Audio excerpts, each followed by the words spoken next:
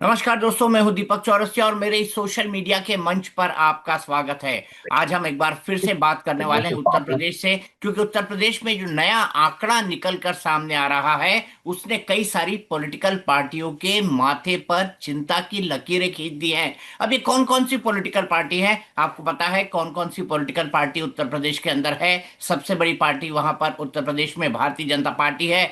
दूसरी सबसे बड़ी पार्टी समाजवादी पार्टी है। तीसरी सबसे बड़ी पार्टी वहां पर बहुजन समाज पार्टी है। और चौथी सबसे बड़ी पार्टी वहां पर भारतीय राष्ट्रीय कांग्रेस है। लेकिन इसके अलावा कई सारी छोटी छोटी पार्टियां हैं जो एक गठबंधन या दूसरे गठबंधन के साथ रहकर सरकार के अंदर भी अपनी भागीदारी निभा रही हैं। अब सवाल यह है, ये बम कैसे फूटा है? ये बम फूटा है एसआईआर की प्रक्रिया में। अब आप मुझसे पूछ रहे होंगे एसआईआर है क्या? यह है स्पेशल इंटेंसिव रिवीजन, और ये स्पेशल इंटेंसिव रिवीजन कराया जा रहा है चुनाव आयोग के द्वारा में। वो भी इसलिए क्योंकि मतदाता सूची को शुद्ध किया जा सके और मतदाता सूची के अंदर सही सही लोगों के नाम हो, ये सब हो सके। तो अब यहाँ पर ये देखना बेहद महत्वपूर्ण हो जाता है कि किस तरीके से जो है एसआईआर की प्रक्रिया हुई है और क्यों इतना हो हल्ला मचा हुआ है। इसी पर बात करने के लिए मेरे सहयोगी, जिनके साथ मैंने बहुत रिपोर्टिंग की है, ओम प्रकाश नारायणन नारायण, वो मेरे साथ हैं, उनसे भी हम बात करेंगे। लेकिन सबसे पहले मैं बता दूं आपको कि यह हंगामा इसलिए बरपा है क्योंकि उत्तर प्रदेश में 2.89 करोड़ वोटर, फिर से ध्यान से सुनिए, 2.89 करोड़ वोटरों के नाम पूरी की पूरी जो इलेक्शन लिस्ट है उससे कट गए हैं। अब इतना बड़ा फिगर, 17% के आसपास का फिगर, इससे पहले लगभग 15.44 करोड़ वोटर जो हैं वो थे। अब मैं आपके लिए बातों को आसान करने के लिए ग्राफिक का जो पुट है वो इसके अंदर डाल दूंगा। ग्राफिक आंकड़ा आपके सामने चलता रहेगा ताकि बार बार हमको आंकड़ों की पढ़ने की जरूरत ना पड़े। लेकिन सबसे पहले मैं आपको ये भी बता दूं कि आप मेरे चैनल को देखते हैं, पसंद करते हैं, इसे अधिक से अधिक लाइक कीजिए, इसे अधिक से अधिक सब्सक्राइब कीजिए, इसे अधिक से अधिक शेयर कीजिए और इसे अधिक से अधिक अपने दोस्तों को फॉरवर्ड करिए। और इसके ऊपर आप चाहें तो रील्स भी बना सकते हैं, मीम्स भी बना सकते हैं, इसके ऊपर आप जो भी करना चाहे कर सकते हैं। तो यहां पर आंकड़ा क्या आ रहा है? 2.89 करोड़ वोटर। अब 2.89 करोड़ वोटर अगर पूरी लिस्ट से कट जाते हैं तो ये कितने हो जाते हैं? उस हिसाब से अगर देखा जाए तो पूरी लिस्ट से अगर ये वोटर कट जाते हैं तो हर विधानसभा सीट के अंदर 72,000 वोटर कम हो जाते हैं। आपको पता है उत्तर प्रदेश में कुल 403 विधानसभा सीटें हैं और इन 403 विधानसभा सीटों में से लगभग हर सीट से 72,000 वोटर कम हो जाते हैं। अब विवाद किस बात पर है? विवाद इस बात पर है कि 14 दिसंबर को मुख्यमंत्री योगी आदित्यनाथ ने अपनी एक सभा के अंदर ये बात साफ साफ तौर पर कही थी कि उत्तर प्रदेश में जो एसआईआर की फर्स्ट लिस्ट आने वाली है, जो पहली सूची आने वाली है, जिसको 31 तारीख को जारी किया जाएगा और उसके बाद 1 महीने का वक्त होगा और उस 1 महीने के अंदर जो घटान बढ़ान बाकी सब चीजें हैं उनको प्रोसेस किया जाएगा। तो उस पूरी की पूरी प्रोसेस के अंदर जो है अभी तक जो है 2.89 करोड़ वोटर के नाम कट गए हैं। अब आगे क्या होगा? ड्राफ्ट लिस्ट के बाद फाइनल लिस्ट कब आएगी और क्या इनमें से किसी वोटर का नाम जुड़ सकता है? तो लगभग 4, 7, 15 और लगभग 16 दिन के लिए बढ़ाया गया था इस पूरी की पूरी प्रक्रिया को। पहले ये जो ड्राफ्ट लिस्ट थी ये कब आ जानी थी? पहले ये ड्राफ्ट लिस्ट आ जानी थी 4 सितंबर तक, आखिरी डेट थी। इसे 11 दिन के लिए 7 दिन के लिए बढ़ाया गया। इसमें 11 दिसंबर की तारीख दी गई, फिर इसे 15 दिन बढ़ाकर इसे 26 दिसंबर तक किया गया। लेकिन हुआ यह था कि 2.91 करोड़ वोटर टोटल जो है उसमें आ रहे थे। अब भारतीय जनता पार्टी इसमें भी कितने जुड़ा पाई? सब कुछ करने के बाद, ये अतिरिक्त दिन मिलने के बाद सिर्फ 2 लाख वोटर वो अतिरिक्त जुटा पाई है। ऐसे में क्या भारतीय जनता पार्टी संकट में है? मुख्यमंत्री योगी आदित्यनाथ ने साफ साफ कहा था कि ये जो वोटर लिस्ट में 4 करोड़ वोटर कटने वाले हैं, हालांकि 3 करोड़ का आंकड़ा उनके पास नहीं था, उन्होंने 4 करोड़ के वोटरों का अनुमान लगाया था। उनका कहना था कि 15 करोड़ अगर वोटर हैं तो ये 4 करोड़ वोटर, अगर ये 3 करोड़ वोटर कटते हैं तो इससे भारतीय जनता पार्टी को नुकसान होगा। उनका यह मानना था कि इसमें से 85 से 90% वोटर जो हैं वो भारतीय जनता पार्टी के हैं। तो ओम प्रकाश, अगर इतना बड़ा फिगर है तो योगी आदित्यनाथ के माथे पर चिंता की लकीरें तो स्वाभाविक है, और यही बात उन्होंने कही है। और इसीलिए अखिलेश यादव जो है मजे ले रहे हैं उनके। अखिलेश यादव ये कह रहे हैं कि भारतीय जनता पार्टी अपने ही बनाए कुएं के अंदर, अपने ही बनाए गड्ढे के अंदर खुद कूद चुकी है, क्योंकि एसआईआर ने उनकी पूरी की पूरी जो मंशा थी उसको साफ कर दिया है। वो ये भी कहते हैं अखिलेश यादव, भारतीय जनता पार्टी पर तंज करते हुए, उनका ये भी कहना है कि ऐसे में तो हर सीट पर भारतीय जनता पार्टी की हार होगी, और वो दहाई का आंकड़ा भी नहीं छू पाएंगे। अगर हर जगह पर 85 से 90% का आंकड़ा 72,000 से निकाल दिया जाए तो लगभग 67,000 तक का वोट जाता है। लगभग 67,000 तक का वोट, जो 67,000 तक के वोट से भारतीय जनता पार्टी का इन सीटों पर नुकसान होगा। और अगर इन सीटों पर इस तरीके से नुकसान होता है तो इसका मतलब भारतीय जनता पार्टी दहाई का आंकड़ा भी नहीं छुपाएगी। आपकी ग्राउंड कैलकुलेशन क्या कहती है? आप तो खुद उत्तर प्रदेश के वोटर हैं, बताइए आपका निजी अनुभव क्या है इस बारे में।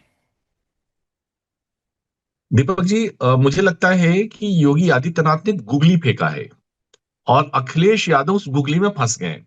वजह, मैंने ग्राउंड पे जो देखा है, कम से कम नोएडा, गाजियाबाद और मथुरा, 3 डिस्ट्रिक्ट्स में, यहां पर बीजेपी हाइपर एक्टिव मोड में थी। मैंने खुद देखा है, फील किया है।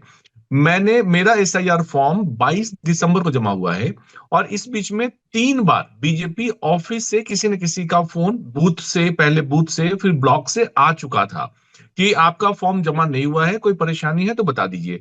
और एक को तो मैं जानता हूं जो बूथ लेवल का है, उसको पता था कि मैं यहां रहता हूं, लेकिन बाकी लोगों को नहीं पता। वो चेक कर करके कि कहाँ कौन सा फॉर्म नहीं जमा हो रहा है, कहाँ कौन से नाम छूट रहे हैं, उन्होंने फोन करके चेक किया है।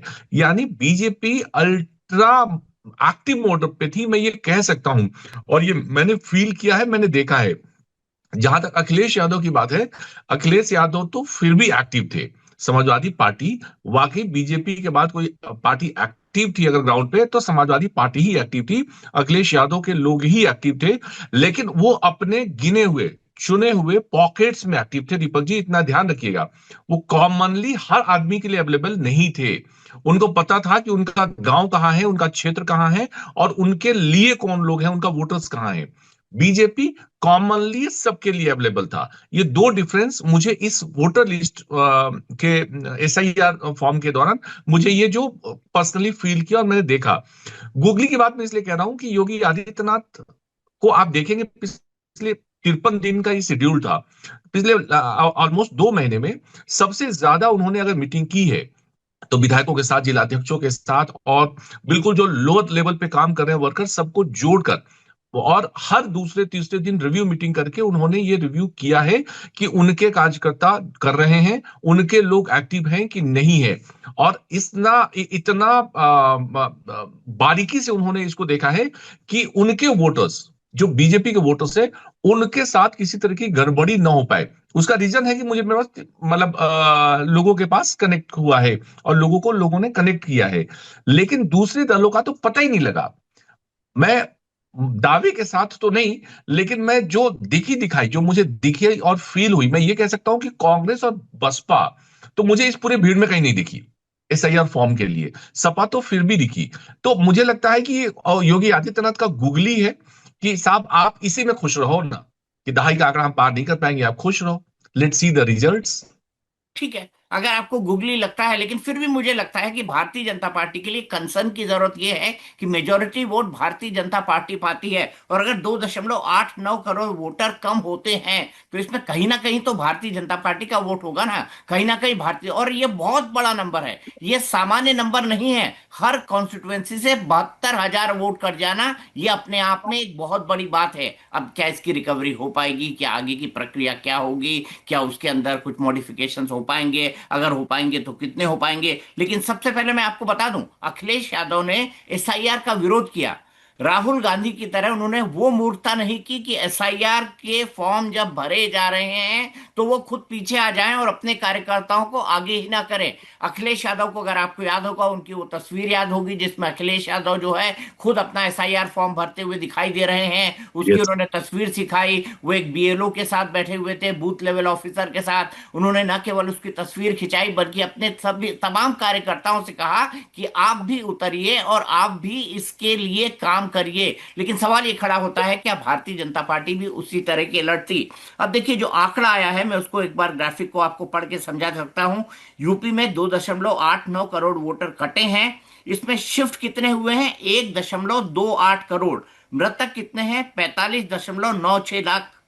डुप्लीकेट कितने हैं? 23.32 लाख। मिसिंग कितने हैं? 84.20 लाख। फॉर्म जमा नहीं हुए 9.37 लाख।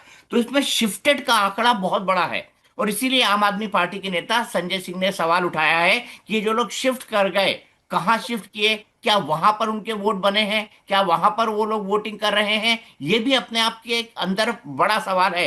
लेकिन मुझे नहीं यहां नहीं, पर लगता है, ओम प्रकाश, मुझे यहां पर ऐसा लगता है कि भारतीय जनता पार्टी ने कहीं ना कहीं कोई चूक तो की है। क्योंकि जैसे मैं आपको बताऊं, लखनऊ के कुछ मोहल्लों में लोग कई ऐसी वजहों से एसआईआर के फॉर्म जो हैं वो अपने गांव में भी उन्होंने अपना वोट बना रखा था, अपने जो है लखनऊ के अंदर भी वोट बिल्कुल बना ठीक रखा बात कह था। रहे हैं। अब वहां पर उनकी एक छोटी सी प्रॉपर्टी भी है। तो वहां पर उनकी छोटी सी प्रॉपर्टी है, तो उनको लगा कि उस प्रॉपर्टी को बचाने के लिए कोई उस पर कब्जा ना कर ले, इसलिए लखनऊ से वोट कटवाया जाए और लखनऊ के उस कटे हुए वोट को अपने गांव में भरवा लिया जाए, अपने गांव में बढ़ा लिया जाए। तो अब वोट तो उनका लखनऊ से कट गया, लेकिन ये वो पॉकेट्स थे जो भारतीय जनता पार्टी के लिए बेहद मजबूत थे, जो भारतीय जनता पार्टी को एक मुश्त बढ़त देते थे। अब ऐसी जगह में भारतीय जनता पार्टी को यह कहना पड़ा कि अब आप एक काम करिए, अगर आपके परिवार में 7 लोग हैं तो एक इंसान का वोट आप बनवाइए अपने गांव में, बाकी 6 लोगों का आप लखनऊ में बनवाइए। तो इस तरह की दिक्कतें भी भारतीय जनता पार्टी के सामने आई हैं। और मुझे लगता है कि भारतीय जनता पार्टी को इनके बारे में गंभीरता से सोचना चाहिए। क्या उनके मैकेनिज्म में कुछ गड़बड़ी थी? मुझे ऐसा तो नहीं लगता कि भारतीय जनता पार्टी जो इन चीजों में इतनी तैयार रहती है, उन्होंने तैयारी की गलती कर दी। अब अगर योगी आदित्यनाथ ये कह रहे हैं कि 4 करोड़ नाम कट रहे हैं, उसमें 85 से 90% हमारे लोग हैं, और वो अखिलेश यादव को एक ऐसे जंक्शन पर, जब चुनाव उत्तर प्रदेश का पिकअप होने वाला है, एक बढ़े हुए पॉइंट का मौका क्यों लेने देंगे? मेरे लिए ये समझ से बाहर है, ओम प्रकाश। अ, दीपक जी, मैं आपसे एक सवाल पूछ रहा हूं। आप दिल्ली के पहले गाजियाबाद में थे। गाजियाबाद में वोटर थे आप? मेरे गाजियाबाद में वोट ही नहीं था। माफ कीजिएगा, ये हकीकत है। लेकिन गाजियाबाद में मेरा वोट नहीं था। हाँ, मेरा वोट अब दिल्ली में है। और मुझे गाजियाबाद छोड़े भी बहुत वक्त हो गया है। मैं 2004 में नहीं नहीं, गाजियाबाद छोड़ चुका था, मैं 2004 की शुरुआत मैं तो में। मुझे मैं 20 तो साल का वक्त तो इसलिए यहीं पूछ रहा रहते हूँ। हुए हो गया है, 21 साल का। मैं मैं तो इसलिए पूछ रहा हूँ कि अमूमन लोग क्या है, अपने जहां पिछले थे वहां वोटर हो जाते हैं और नए जगह वोटर, जैसे नोएडा में दादरी का ये गांव के लोग दादरी में वोटर हैं, और जिन सोसाइटीज में शिफ्ट हुए हैं वो नोएडा में वहां के वोटर हैं। तो वैसे में एक जगह का वोट कटेगा। जैसे मैं अभी थोड़ी देर पहले अपने एक साथी से बात कर रहा था, वो वरिष्ठ पत्रकार है लखनऊ बेस्ड। उनका वोट पडरौना में था, उनकी उनकी माँ का, उनकी वाइफ का। मुझे बता रहे थे कि मैं 7-8 महीने पहले हम लोग लखनऊ शिफ्ट हो गए, तो हमारा वोट लखनऊ में भी था, पडरौना में भी था। अब एक जगह उनका नाम कट गया। तो ऐसे लोगों की तादाद, ये जो 1.5 करोड़ तादाद दिख रहे हैं, ये वैसे लोगों की है। और इसका एक पॉजिटिव इंपैक्ट ये दीपक जी आपको दिखेगा, जो मुझे समझ में आता है बिहार के चुनाव को देखने के बाद, कि वोट परसेंटाइल एकदम से आप देखिएगा कि 10-15% बढ़ेगा। क्योंकि दो जगह जो नाम है, वोट एक जगह देते थे, अब नाम एक जगह है और वो एक जगह वोट देंगे, तो वोट परसेंटेज बढ़ेगा। योगी आदित्यनाथ की, अगर अगर योगी आदित्यनाथ किसी बात को लेकर इतने चिंतित हैं और 4 करोड़ वोट में से 80 लाख 80%, 90% वोट की बात कर रहे हैं, तो दीपक जी जरूर ये उनका कंसर्न होगा। लेकिन जो हम लोगों को सीधे तौर पे ग्राउंड हकीकत दिखती है कि बीजेपी अभी बहुत हाइपर मोड में थी, और वोट और उनका वोट ना कटे, इसके लिए उसने वो सारे प्रयास किए हैं जो वो प्रैक्टिकली कर सकता था। वैसे दीपक जी, मैं आपसे पूछना चाहता हूं, मैं आपसे समझना चाहता हूं कि एसआईआर को लेकर केंद्रीय नेतृत्व भी तो इतनी ही एक्टिव थी। जेपी नड्डा लखनऊ जाकर बाकायदा मीटिंग करके रिव्यू करके आए थे। और सिर्फ जेपी नड्डा ही नहीं, पार्टी के हर कोई हर लेवल पे पदाधिकारी कर रहे थे। तो आपको लगता है कि योगी आदित्यनाथ का ये कंसर्न वाकई वाजिब है, या वो वाकई गूगली ही कर रहे हैं, फेंक रहे हैं? मुझे मुझे ऐसा लगता है कि गूगली फेंकने वाली बात को भी मैं तर्क के तौर पर, अगर मैं आपकी वो बात मान लेता हूं कि वो गूगली फेंक रहे थे, तो उन्होंने जो गूगली फेंकी है, कहीं ये गूगली जो है वो दिक्कत में ना डाल दे बॉलर को, इस पर छक्का ना पड़ जाए, ये भी एक बहुत बड़ी संभावना है। इस बात से भी इनकार नहीं किया जा सकता। और ये बात मैं इसलिए कह रहा हूं क्योंकि मुझे ऐसा लगता है कि इतने सारे वोटों का कट जाना, देखिए 50 लाख वोट कटते, 60 लाख कटते, 1 करोड़ कटते, 1.5 करोड़ कटते, चल जाता, लेकिन यहां पर लगभग 3 करोड़, 2.89। तो मुझे लगता है कि एसआईआर की ये जो पूरी की पूरी प्रक्रिया है, इस वक्त दुधारी तलवार बन चुकी है। दुधारी तलवार से मैं कहना चाहता हूं कि शायद हो सकता है कि जब ड्राफ्ट इलेक्टोरल लिस्ट के साथ लोग बैठें और उसको रिव्यू करें, तब उनको समझ में आए कि वाकई में हुआ क्या है। हाँ, भारतीय जनता पार्टी तैयारी से जरूर रहती है, भारतीय जनता पार्टी अपनी तरफ से बड़ी कोशिश जरूर करती है। केंद्रीय हाईकमान भी एसआईआर को लेकर बेहद एक्टिव था, इसीलिए उत्तर प्रदेश में दो दो बार डेडलाइन भी बढ़ाई गई, ये भी देखिए। लेकिन उस दो दो बार डेडलाइन बढ़ाने के बाद एक बार 4 से 11 किया गया, उसके बाद 11 से 26 किया गया, 26 दिसंबर, यानी मैं दिसंबर की डेट बता रहा हूं। और आज ये फाइनल ड्राफ्ट आया है, इसके बाद एक ड्राफ्ट सूची भी आएगी। तो मैं आपसे यही जानना चाहता हूं, मैं आपसे यही समझना चाहता हूं कि आपके हिसाब से आप पूरी तरह से कह रहे हैं कि नहीं, भारतीय जनता पार्टी को कोई दिक्कत नहीं होने वाली। दीपक जी, देखिए, गुजरात में भी 14.5% वोटर्स के नाम कटे गुजरात में। बहुत बड़ा नंबर है संख्या वो। बेशक बेशक संख्या 73.5 लाख है। तमिलनाडु में भी 15% के करीब वोटर लिस्ट के नाम कटे। छत्तीसगढ़ में भी 12.5% से ज्यादा लोगों के वोटर लिस्ट के नाम कटे। तो आप ओरिजिनल चीजों को समझना होगा कि यूपी बड़ा स्टेट है, वहां नंबर्स ज्यादा है, पॉपुलेशन ज्यादा है, तो वो संख्या बढ़ गई, 19% के करीब है। अंडमान निकोबार में 20% वोटरों के नाम कटे, लेकिन संख्या कितनी कटी? 64,000 लोगों के नाम कटे, वो संख्या 20% हो गई। उत्तर प्रदेश के पॉपुलेशन के हिसाब से 2.25 करोड़, 2.90 लाख के करीब वोटर्स के नाम कट रहे हैं। लेकिन ये ओरिजिनल वोटर्स की संख्या वही बनी हुई है।